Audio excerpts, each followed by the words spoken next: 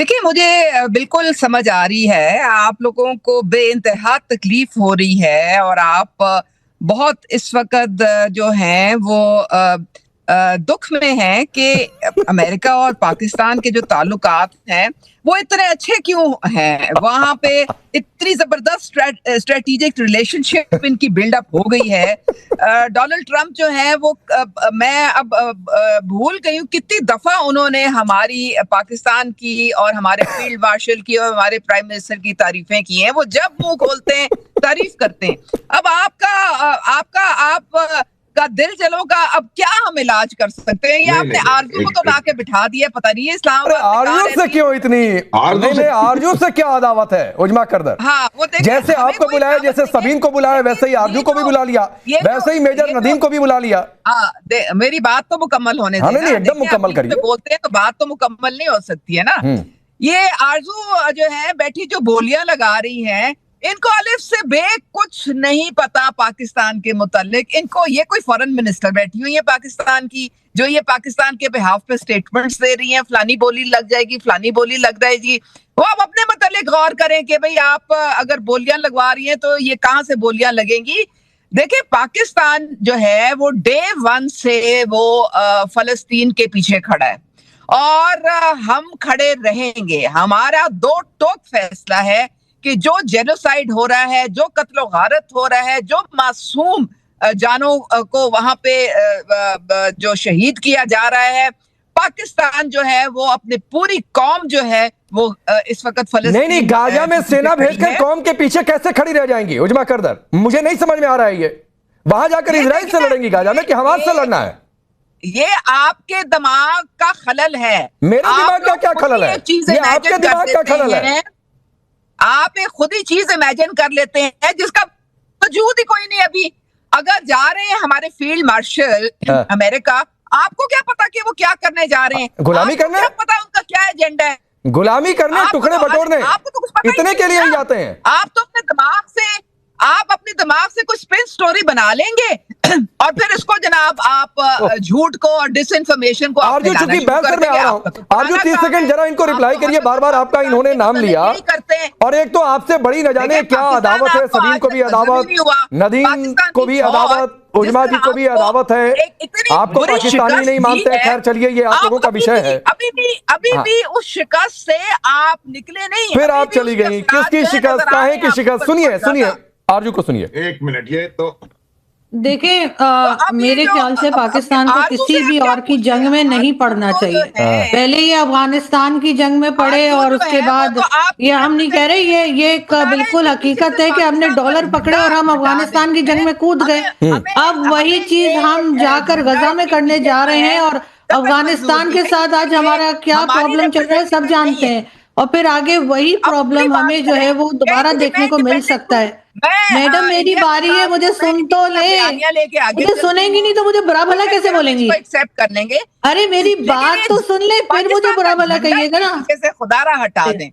ये हमको हरगिज़ बर्दाश्त नहीं है कि आप इनके पीछे पाकिस्तान का झंडा लगा दें। नहीं, ये किसी सूरत अब उजमा करदार मत आरजू की सूरत पर जाइए। अच्छा, जब तक उजमा करदार जो है वो मेरे YouTube चैनल पे आ चुकी है, मेरे टीवी चैनल पे आ चुकी है, हर जगह बैठी होती है। यहाँ कह रही है झंडा मत लगाओ, मतलब अजीब बात कर रही है। अगर कोई आपसे हटके बात करेगा तो आप कहेंगी झंडा मत लगाओ। फिर आप मेरे YouTube चैनल पे क्यों आई थी? फिर आप मेरे टीवी चैनल पे क्यों आई थी? मतलब वहां भी झंडा लगाते हैं। कमाल के लोग बुलाते हैं आप लोग कि ये बजाय अपने आर्गुमेंट से किसी को। चलिए उजमा करदार प्लीज। मैडम एक तो आपको एक्सपोज कर दिया आपने कि आप इनके YouTube चैनल पर जाकर बैठ जाती हैं, यहाँ पर आकर कहती हैं कि पाकिस्तान क्यों लिख दिया। तो रुक जाइए, ये रेडियो कमेंट्री का शो नहीं है मैडम। कम से कम सबीन और मेजर नदीम से ही सीख लीजिए।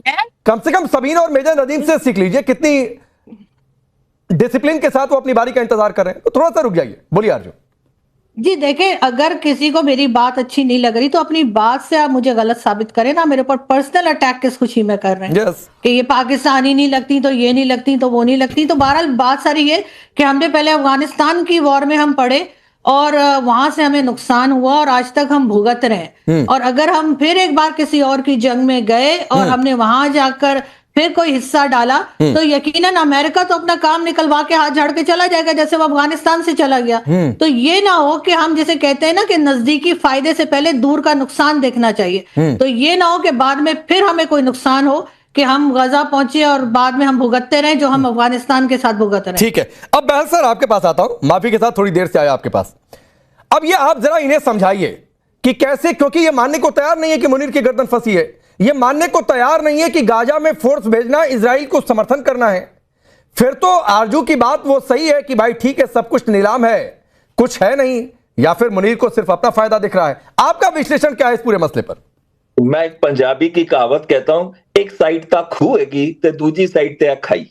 मतलब एक साइड पे पूरे का पूरा कुआं है तो दूसरी साइड पे खाई है, वो बेचारा करे तो क्या करे। अब जब इतनी इंपॉर्टेंस सडनली ट्रंप से मिल गई, जो $686 मिलियन उनको F-16 के मिले हैं, और जो एक साइड से उनको हमेशा लगता है कि इनकी साख पाकिस्तान की ऊपर जा रही है, लेकिन अगर मैं कहूं तो ट्रूली कहूं तो आरजू जी ही एक वो है जो कि ट्रू पाकिस्तानी है, जो समझती है कि प्रॉब्लम कहां है, पॉलिटिकल ऑटोनॉमी में है। एक सबजुगेशन हो चुकी है पॉलिटिकल लीडर्स की। कहीं पे भी एक जगह होता था, कम से कम एक फसाद था कि वो पॉलिटिशियन जो है वो कठपुतली है, लेकिन अब तो डिक्टेटर पूरी तरीके से बाहर।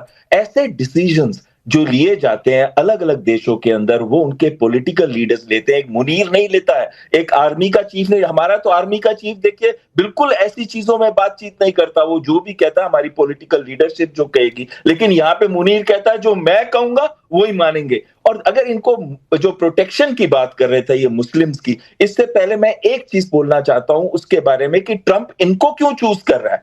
वो दो कारण है, एक कि ये मुस्लिम कंट्री है, 6,60,000 की इसकी आर्मी है, न्यूक्लियर वेपन्स है इसके पास, तो उसको लगता है कि बाकी जो मुस्लिम कंट्रीज हैं, इंडोनेशिया 20,000 देने को तैयार है, लेकिन इंडोनेशिया ने एक चीज कही है कि वो बिल्कुल भी पीस एनफोर्समेंट या पीस कीपिंग नहीं, वो सिर्फ रिकंस्ट्रक्शन में और इकोनॉमिक रिकंस्ट्रक्शन और इंफ्रास्ट्रक्चर डेवलपमेंट में पार्ट लेगा। तो इनके इशक दर ने भी यही कहा पीस कीपिंग में लेंगे, लेकिन हम वो उनको डिसआर्म नहीं करेंगे। लेकिन ट्रंप ने क्यों चूज किया इनको? क्योंकि आपने इजिप्ट में वो मीटिंग देखी होगी जब शहबाज शरीफ लेट गए थे हाथ जोड़ के, और जब ट्रंप ने उनको कहा आप मेरे बारे में कुछ बोलिए, और आपने देखा पीछे इटालियन प्राइम मिनिस्टर मेलोनी ने भी हाथ कर दिया था। इतनी शर्म आ रही थी हमारे को भारत के अंदर कि ये देखिए एक पॉलिटिशियन प्राइम मिनिस्टर जो बिल्कुल एक लग रहा था जैसे कि वो चमचा हो ट्रंप का, या एक लैकी हो, जैसे कहते हैं ना लैकी होता है। नहीं, लेकिन बैल सर एक बात है ना कि आप झुका भी तो उसको सकते हैं जो झुके,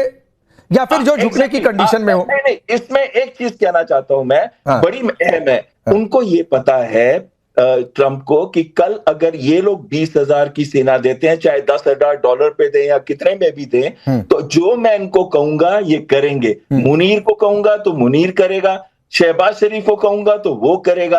अगर वो कहेंगे डिजाम करो तो ये डिजाम भी करेंगे। आज बोल रहे हैं नहीं करेंगे। आपको अगर मैं याद दिला दूं 1971 की, मैं उनको 1971 की याद दिला दूं, आप जल मुस्लिम्स को मारा था बांग्लादेश के अंदर, लाखों महिलाओं के साथ दुष्कर्म किए थे, ये वही पाकिस्तान आर्मी है। 25,000 फिलिस्तीनियों को इन्होंने मारा था 1970 में जॉर्डन के अंदर। ईरानियंस को बेच आए थे कि हमारी एविएशन एयर स्पेस ले ले। ये कौन से पॉलिटिशियन है, इनको शर्म भी नहीं आती कि अपने देश की साख के लिए लोग जान दे देते हैं। आपके प्राइम मिनिस्टर ठीक है, मैं आगे बढ़ता हूं। मेजर नदीम आपके पास आता हूं जो बहल सर ने कहा, लेकिन उससे पहले सभी सही एक कमेंट आपका। एक मिनट सर, एक मिनट उज्ज्वल जी रुक जाइए। सभी सही, ये आपके मुल्क की तारीख में है, और ये मैं नहीं कह रहा हूं, आपके वजीर आजम, आपके डिफेंस मिनिस्टर, ये सब लोग कह चुके हैं कि हमने अमेरिका के कहने पर बहुत सारे डर्टी काम किए हैं, टेररिस्ट को ट्रेंड किया है। ठीक है, जब किया तब किया, रुक जाइए उज्ज्वल जी, जब किया तब किया। अब एक बार फिर से आप डर्टी ट्रिक करने जा रहे हैं अमेरिका के कहने पर आप लोगों की भाषा में, तो फिर हालाते अंजाम क्या होगा? आपको ये किसने कहा कि ये डर्टी ट्रिक अमेरिका ने हमें कही है? देखिए, पाकिस्तान जो कुछ करता है, हम एक आज़ाद मुल्क हैं, हम अपने मुल्क के लिए क्या सही है क्या गलत है हमें पता है। और अगर पाकिस्तान के अगर आसिफ मुनीर अमेरिका जा रहे हैं, डोनाल्ड ट्रंप से मुलाकात के लिए जा रहे हैं, तो उनको पता है कि उन्होंने वहां पर जाकर क्या करना है। आप लोगों के जिस किस्म के ब्रिगेडियर और उस लेवल के बंदे यहाँ पर बैठे हो, तो माजरत के साथ मैं मैडम प्लीज आज मैं किसी को टोक नहीं रहा हूँ, मैं आपको टोकता हूँ। ये किस किस्म के ब्रिगेडियर?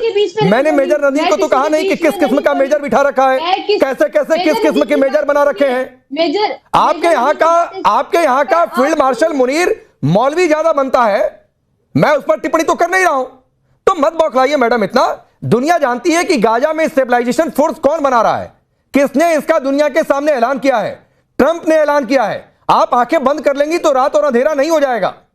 और मुनीर की इस मुलाकात का ये पूरी दुनिया जानती है कि पहला बड़ा एजेंडा यही है कि वहां पर पीस फोर्स में जाना है। बीच में नहीं बोली, हाँ ठीक है, मैं बीच में नहीं आता, तो मत कहा करिए। फिर आप अपनी मुल्क में अपनी सेना को देखिए, किस किस किस्म की सेना है जो साबुन तेल गदा बेच देती है। हमने तो नहीं कहा आप झूठ बोल रहे हैं, हमने तो नहीं कहा कि आप झूठ बोल रही हैं। ठीक है, सभी ने अपनी बात पूरी करिए, पूरी प्रोटेक्ट करता है 30 लाख मुस्लिम। मुझे तो हैरानगी ये है कि पाकिस्तान में रहते हुए हमें इतनी टेंशन नहीं है कि क्या कुछ हो रहा है भारत में। आप लोगों का जंग आप लोग हारे, अपनी फौज पर ध्यान दीजिए बजाय इसके कि हमारी। For more of such videos, do like, share and subscribe to ET Now Swadesh.